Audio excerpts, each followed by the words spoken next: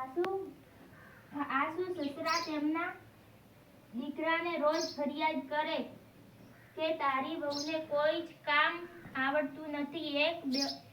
એક બેડું પાણી ભરવા જાય તો તે 2 કલાકે ઘરે આવે છે.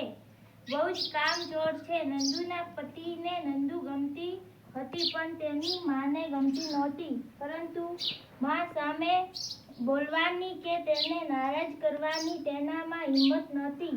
વહુ દીકરાને મન માને ગમતો હતો. બંને સાથે આનંદ કિલ્લોલ કરે તેમાંથી સાકી શકતું નહોતું. એક દિવસ વાતમાં મામલો બગડ્યો તો નંદુ ઉપર તેના પતિએ હાથ ઉપાડ્યો. સ્વામી નંદુ પિયર જતી રહી. બાપને ઘેર 2.5 વર્ષ વીતી ગયા પણ સાસરેથી કોઈ તેને તેડવા આવ્યું નહીં. નંદુનું મન સાસરે જવાનું થયું હતું પણ બાપને રજા લેવાની હિંમત નહોતી થતી. એવામાં દિવસો આવ્યા. સૌ બહેનોએ દશામાનું વ્રત લીધું. નંદુએ પણ પોતાની મનોકામના પૂર્ણ કરવા માટે દશામાનું વ્રત લીધું.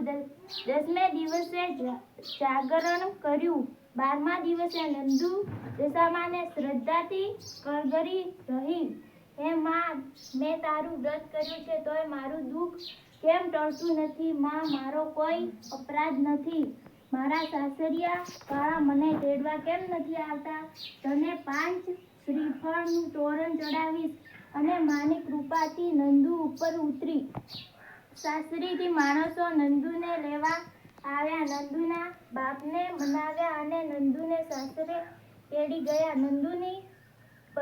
નંદુના પતિ સાથે સ્નેહ મિલન થયું. નંદુનું દુઃખ દશામાએ દૂર કર્યું. મા પર અતૂટ શ્રદ્ધા રાખવાથી નંદુનું વ્રત ફળ્યું અને દશામાના આશીર્વાદ મળ્યા. બોલ જય દશામા. જય દશામા.